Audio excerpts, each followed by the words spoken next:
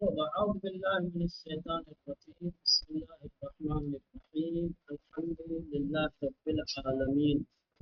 وصلى الله على محمد وآله الطاهرين اللهم صل على محمد. تو علماء کرام جنگ بدر کی داستان اور جنگ بدر کے واقعے کو نقل کر رہے ہیں، بیان کر رہے ہیں، تاریخ بیان کر رہے ہیں۔ کتاب تفسیر کی ہے اور تفسیر کی کتاب میں تاریخ بیان کی جا رہی ہے۔ کیوں؟ وجہ کیا ہے؟ اس کی وجہ یہی ہے کہ چونکہ جن آیتوں کو ہم نے پڑھا ہے، جن آیتوں کی تفسیر پڑھنے جا رہے ہیں، ان آیتوں کی تفسیر موقوف ہے کیا ہے؟ تاریخ کے اوپر۔ جب تک کہ آپ کے لیے تاریخ روشن نہیں ہوگی، جب تک آپ کو تاریخ کی تفصیلی آگاہی حاصل نہیں ہوگی، آیات کی تفسیر آپ کے لیے مشکل ہوگی۔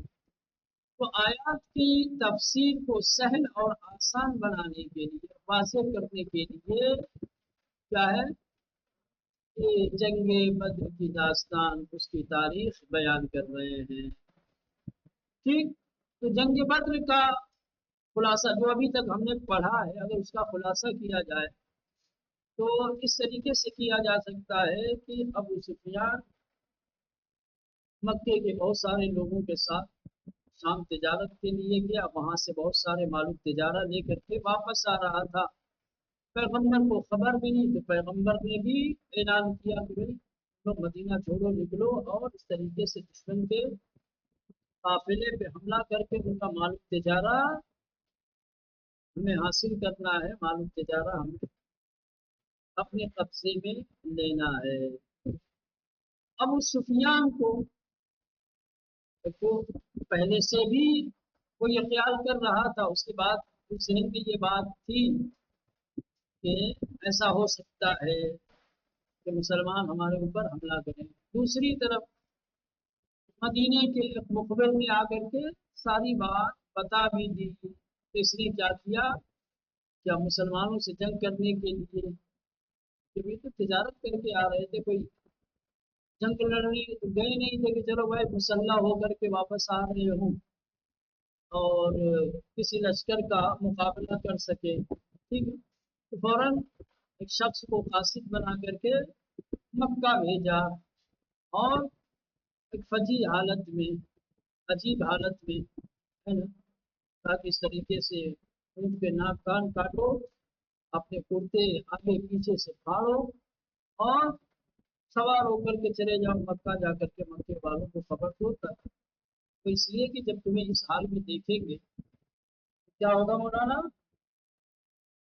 ہاں، لوگوں کی توجہ بڑھے گی۔ بس یہ سب کچھ ہوا جب وہ پہنچا مکے۔ مکے میں جا کر کے آواز لگا رہا تھا، اے مکے والوں اپنے قافلے کو بچاؤ، اے مکے والوں اپنے قافلے کی حفاظت کرو۔ ٹھیک، اب یہاں تک ماجرا بیان کرنے کے بعد وہ عاتقہ کا جو خواب ہے اس کو بیان کیا، بنی عبد المطلب کی بیٹی تھی عاتقہ کا واقعہ، جنہوں نے ایک خواب دیکھا تھا۔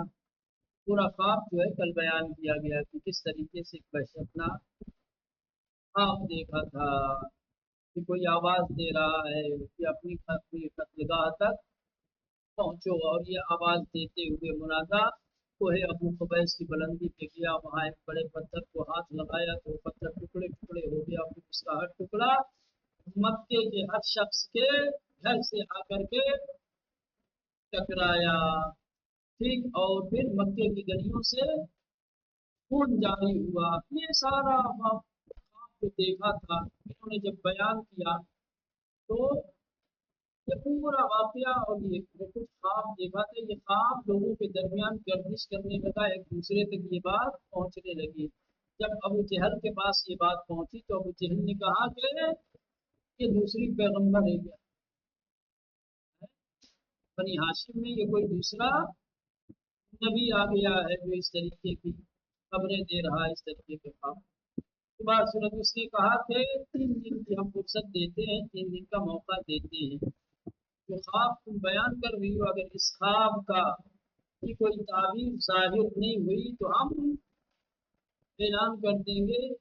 کہ عرب کے قبیلوں میں سب سے جھوٹا قبیلہ بنی ہاشم کا ہے، تو اس طریقے کی باتیں کرتے ہیں۔ تو یہ وہی دن تھا، تیسرا دن جس دن یہ ابو سفیان کا منادی قاصد مکے کی گلیوں میں آواز دے رہا تھا۔ ٹھیک ہے مولانا، اب جہاں تک پوری داستان تھی اس کے بعد چونکہ مکے کے بہت سارے افراد، بہت سارے لوگ ایسے تھے جن کا اس قافلے اور کاروبار میں ایک بڑا حصہ تھا جو ابھی فی الحال خطرے میں تھا۔ ٹھیک، مکے والوں کو جب خبر ملی اس طریقے سے ہمارا قافلہ خطرے میں پڑ گیا ہے، اگر قافلہ لوٹ لیا گیا تو ہمارا بڑا نقصان ہو جائے گا، لہذا 950 جنگی افراد، فوجی لوگ تھے جس میں مکے کے بڑے بڑے سردار تھے، 700 اونٹ اور تقریباً 100 گھوڑے لے کر کے چل دی ادھر بدر کی جانب، اور اس لشکر کی سربراہی اور فرماندہی ابو جہل کر رہا تھا۔ ٹھیک، یہاں تک خلاصہ ہو گیا۔ اب آئیے اسوئے دیگر ابو سفیان برائے ان کے قدرہ استعرض مسلمانان مسئول بیدارت مسیر قدرہ تغییر داد و بسرعت بسوئے مکے گام برمیدار۔ ادھر مکے سے کارمان کی حفاظت کے لیے ایک لشکر جا رہا ہے، دوسری طرف ابو سفیان جو قافلے میں ہے، کارمان میں ہے، وہ اپنے قافلے کو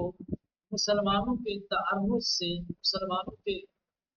حملے سے بچانے کے لیے اپنا راستہ بدل دیتا ہے اور تیزی کے ساتھ مکے کی طرف نکل پڑتا ہے۔ اسوئے دیگر دوسری جانب ابو سفیان برائے ان کے، ابو سفیان نے اس لیے کہ خود راستار سے مسلمانان مسئول بیدارت اپنے آپ کو مسلمانوں کے حملے سے بچائے، مسیر قدرہ تغییر داد اپنا راستہ بدل دیا، وہ بسرعت بسوئے مکے گام پر میداد اور تیزی کے ساتھ مکے کی جانب اپنا قدم بڑھا رہا تھا۔ پیغمبر اسلام با 313 نفر کی تقریباً مجموع مسلمانان مبارز اسلام را در آنوز تشکیل میدادن، اور ادھر پیغمبر اسلام نے 313 افراد کو کہ جو اس وقت کے اسلام کے جنگی مسلمانوں کی کل تعداد تھی، تقریباً اس وقت مسلمانوں میں سے لڑنے کا، لڑائی کا ہنر جاننے والے، جنگ کرنے والے کل تقریباً اتنے ہی تھے کہ جو بے نزدیکی سرزمین بدر، کہ جو سرزمین بدر کے پاس، سرزمین بدر کیا ہے؟ بین راہ مکے و مدینے، جو مکہ اور مدینے کے راستے میں ہے، رسیدے یہ تھے، رسیدے بولیے 313 لوگ ادھر پیغمبر کی طرف سے جنگ کرنے والے مجاہد 313 جو مکے اور مدینے کے درمیان پہنچے ہوئے تھے۔ خبر حرکت سپاہ قریش بے رسید، ابھی یہ لوگ وہاں تک پہنچے بھی نہیں تھے کہ قریش کے سپاہیوں کے مکے سے نکلنے کی خبر ابو سفیان کو ملی کہ مکے سے قریش کا لشکر نکل چکا ہے، آ رہا ہے ہماری جانب۔ در ان ہنگام بالیارا نے خود مشورت کر، اس موقع پر ادھر پیغمبر کے 313 جاباز نکلے ہوئے ہیں، ادھر تقریباً 950 افراد قریش کے مکے کے یہ ادھر نکلے ہوئے ہیں۔ اب اس موقع پہ ابو سفیان نے اپنے ساتھیوں سے مشورہ کیا، ساتھیوں سے بات چیت کی کہ آیا بے تعقیب کاروان ابو سفیان و مصادر اموال کاروان بے پردازت جبرن مقابلہ، یہ پیغمبر کو خبر پہنچی، سمجھ رہے ہیں؟ یا سپاہ پیغمبر کو خبر ملی کہ مکے سے قریش کے سپاہی بھی نکل چکے ہیں، ٹھیک ہے۔ ہاں تو پیغمبر اور سپاہ پیغمبر کو جب خبر ملی کہ مکے سے ابو سفیان کے قافلے کی اور ابو سفیان کے ان لوگوں کی مدد کرنے کے لیے اور ان کی طرف سے ہمارا مقابلہ کرنے کے لیے ایک بڑا لشکر آ رہا ہے، تو پیغمبر نے اپنے ساتھیوں کے ساتھ بات چیت کی، ساتھیوں سے مشورہ لیا کہ آیا بے تعقیب کاروان ابو سفیان و مصادر اموال کاروان بے پردہ زد کہ ابو سفیان کے قافلے کا پیچھا کر کے ان کے مال و اموال کو ضبط کیا جائے، ویا برائے مقابلے بسپا آماد شبد، یا نہ انتظار کیا جائے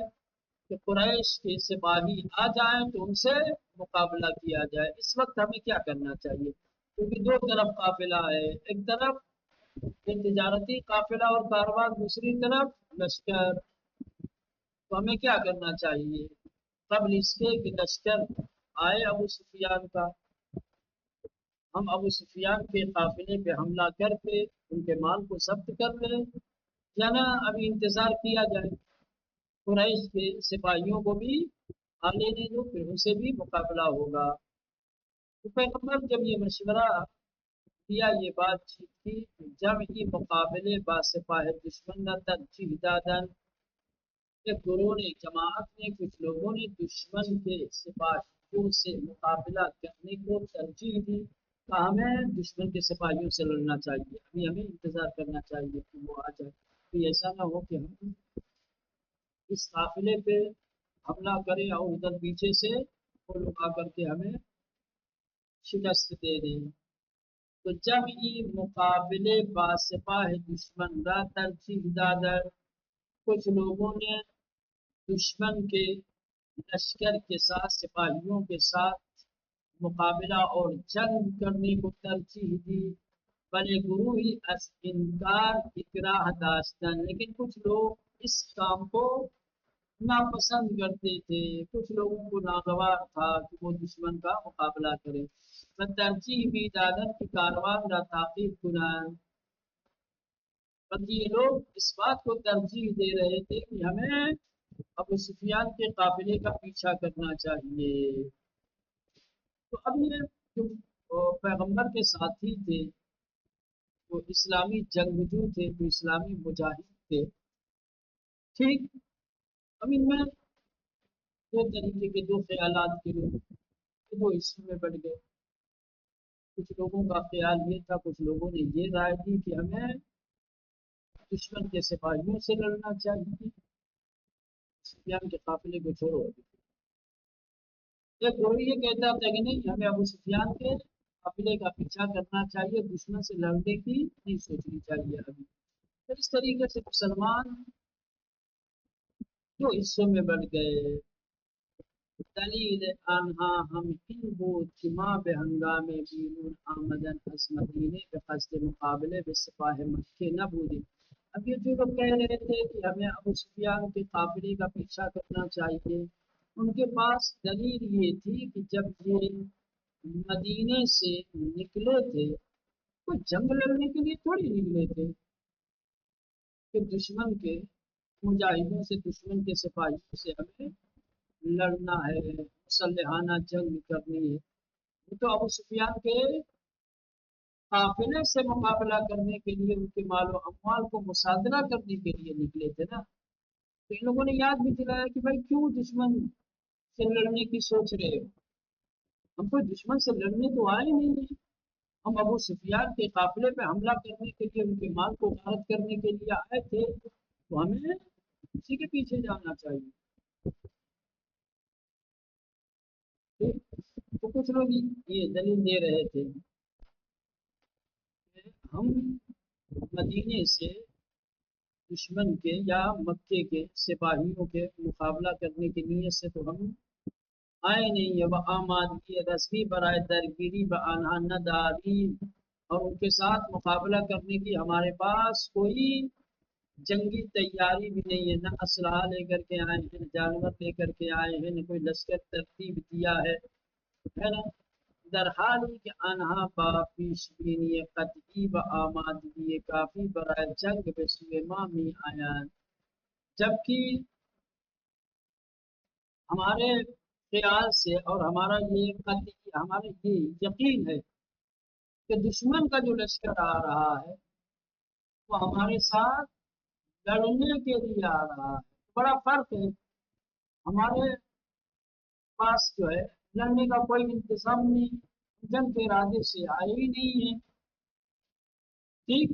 ہمارا پہلے سے ہی مقصد جنگ کرنا نہیں تھا، دشمن جنگ کے مقصد سے آ رہے ہیں، پوری تیاری کے ساتھ آ رہے ہیں، تو کیوں دشمن سے مقابلہ کرنے کی سوچ رہے ہیں؟ اب جب یہ دلیلیں پیش کی ہے ان لوگوں نے جو ابو سفیان کے قافلے کا پیچھا کرنے کی باتیں کر رہے تھے، تو یہ مشورہ اور یہ بات چیت اب یہ دلیلیں ان دو دلی و ترتیب در ان گروہ ہنگامی افزائش یاب کہ معلوم شد افراد دشمن تقریباً 20 سے برابر افراد مسلمانان و تجہیزات انہا چندین برابر تجہیزات مسلمانان۔ اب ان کے اندر دو دلی پیدا ہو گئی، دو طریقے کے خیالات کی وجہ سے، دو طریقے کے نظریات کی وجہ سے، تو الگ الگ رائے ہونے کی وجہ سے اب یہ دو دل ہو گئے کہ اب کیا کریں، ڈر جائیں ادھر۔ خاص طور سے یہ دو دلی اس وقت اور بڑھ گئی جب ان کو یہ پتا چلا کہ مکے سے دشمن کا جو لشکر آ رہا ہے اس کی تعداد ہمارے لشکر کے 3 برابر ہے، اور ان کے پاس جنگ کے سارے ساز و سامان ہیں، اور دو دلی اور جو ہے کو شبہات میں پڑ گئے، کوئی قاطع فیصلہ نہیں کر پا رہے تھے کہ ان دو دلی و ترتیب، یہ دو دلی اور شک در ان گروہ، اس گروہ والوں کے اندر، اس گروہ جو جنگ کے لیے تیار نہیں تھے، جو جنگ سے منع کر رہے تھے، ہنگامی افزائش یا ان کا شک، ان کی تردید اور ان کی دو دلی اس وقت اور بڑھ گئی کہ معلوم شد جب پتہ چلا کہ نفرات دشمن کے دشمنوں کی تعداد تقریباً 20 سے برابر نفرات مسلمانوں کی تعداد کے 3 برابر سے بھی زیادہ، و تجہیزات انہا چندین برابر تجہیزات اور وسائل جنگی دشمنوں کے پاس مسلمانوں کے وسائل جنگی کے کئی برابر ہے۔ یہ جب باتیں پتہ چلی تو اور زیادہ دو دلی اور زیادہ شک و شبہ پیدا ہو گیا۔ بلے با ہمیں ان حرفہا پیامبر نظر وجوہ اول را پسندی، ان تمام تردید و شبہات و دو دلی کے باوجود پیغمبر نے پہلے والے گروہ کی بات کو پسند کیا، جو لوگ دشمن سے جنگ کرنے کی باتیں کر رہے تھے، جو دشمن کے ساتھ لڑنے کو ترجیح دے رہے تھے۔ بھلے با ہمیں ان حرفا، لیکن ان تمام باتوں کے باوجود پیغمبر نے نظر گروہ اول پہلے گروہ کے نظریے کو، ان کے رائے کو پسند کیا، بدستور داد اور حکم دیا کہ آمادے حملے بے سپاہ دشمن سمائے، دشمن کے لشکر پر حملہ کرنے کے لیے پوری طرح سے تیار ہو جائے۔ ہنگامی کے دو سپاہ باہم روبرو شدن، اور جس وقت دونوں لشکر آمنے سامنے ہوئے، دشمن نہ توانست باور کند کے مسلمانان باہم فقرات تجہیزات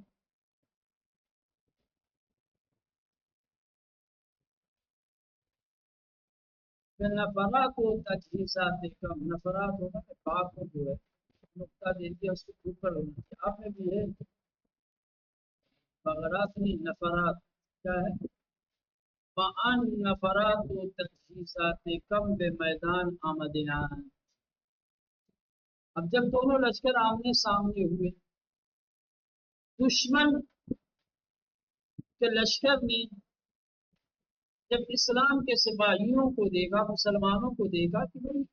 اس اتنی کم تعداد اور اتنے کم وسائل کے ساتھ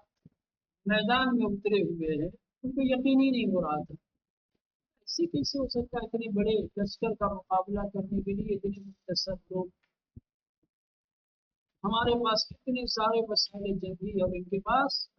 اس کے مقابلے میں کچھ بھی نہیں، پھر بھی یہ میدان جنگ میں آئے تو ان کو یقین نہیں ہو رہا تھا کہ یہ اتنے کم ہوں گے، ان کی فکر میں کیا، بلکہ دشمن یہ سوچ رہے تھے کہ قسمت مہم میں سپاہ اسلام کہ لشکر اسلام کا ایک بڑا حصہ درجائی مخفی شدیان کہیں چھپے ہوئے ہیں، یہ دکھانے کے لیے مختصر لوگ ہیں، اس لشکر کے اکثر سپاہی کہیں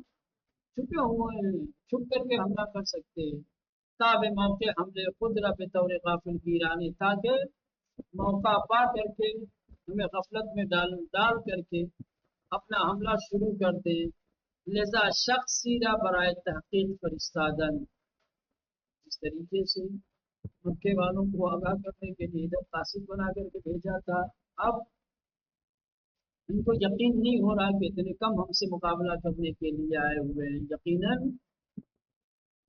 اس لشکر کا ایک بڑا حصہ چھپا ہوا ہے، لہذا ایک شخص کو تحقیق کے لیے روانہ کیا۔ اما بزودی فہمیدن کی جمعیت ہمارا اس کی دیدے گزر، لیکن بہت جلدی انہیں یقین ہو گیا، انہیں پتہ چل گیا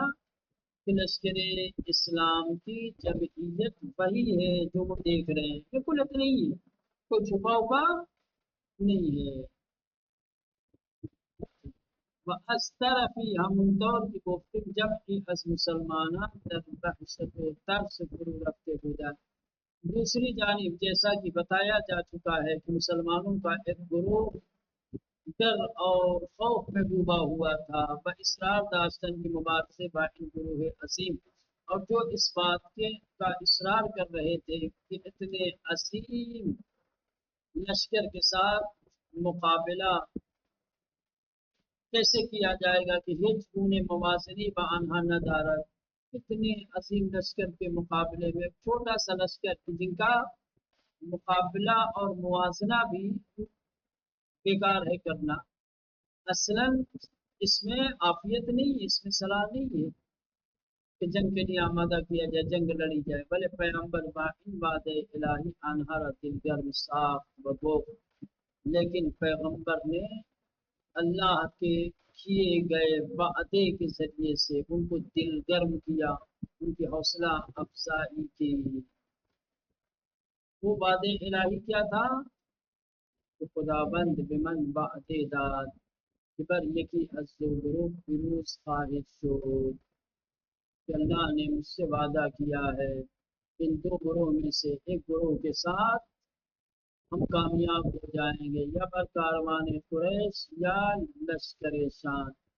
اور قریش کے لشکر پہ حملہ کریں گے تب بھی کامیابی ہمیں ملنے والی ہے، اگر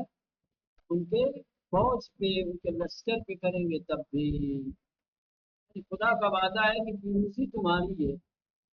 چاہے تم قافلے اور کاروان پر حملہ کرو، چاہے دشمن کی فوج پہ حملہ کرو، وہ وعدے خدا من تخلف ناپذیر است، خدا کا وعدہ کبھی جھوٹا نہیں ہوتا ہے، خدا اپنے دیے گئے وعدے کو کبھی توڑتا نہیں ہے، اللہ کبھی وعدہ خلافی نہیں کرتا۔ بخدا سوگند کی گویا محلے کشتے شدن ابو جہل بحیدی اسران قریش با چشم خود می بینم، پیغمبر نے قسم کھا کر کے اپنے سپاہیوں سے کہا، خدا کی قسم ایسا لگ رہا ہے کہ جیسے میں ابو جہل اور قریش کے کچھ سرداروں کے مارے جانے کی جگہ کو اپنی آنکھوں سے دیکھ رہا ہوں۔ سپس کے مسلمانان دستور داد، اس کے بعد اللہ کے نبی نے مسلمانوں کو حکم دیا کہ در کنارے چاہے بدر فرود آئیں، کہ وہ بدر کے کنویں کے پاس جائیں۔ بدر در اصل نام مرد از قبیلے جہینے بود، یعنی کہ بدر اصل میں قبیلے جہینے کے ایک شخص کا نام تھا، بدر जगह का नाम नहीं है, बल्कि बद्र कबीले जुहैनी है, शायद मेरे ख्याल से जुहैनी, तो भी वो कबीले जुहैनी के एक शख्स का नाम था कि चाहे दर आंसर जमीन एहदास कर, कि जिस शख्स ने उस जगह पर कुआं खोदा था, कुएं का नाम बद्र नहीं है और नहीं उस जगह का नाम बद्र था। बद्र क्या है? कबीले चुहैना के एक शख्स का नाम था। ये वही शख्स है जिसने वहां पर कुआं खोदा था। आदन आंचा व आन सरजमीन के नाम है, सरजमीन बद्र चाहे बद्र नामी देशो। बाद में वो कुआं और वो जगह क्या है? चाहे बद्र और सरजमीन बद्र के नाम से मशहूर हो गई। पहला न कुएं का नाम बद्र है और नहीं उस महल और जगह का नाम बद्र। बद्र असल में कबीले जुहैना के एक शख्स का था, जिसने वहां पर, जिसको चाहे बद्र कहा जाता है, जिसने वहां पर कुआं खोदा था। चलिए, अब तमाम हो गए।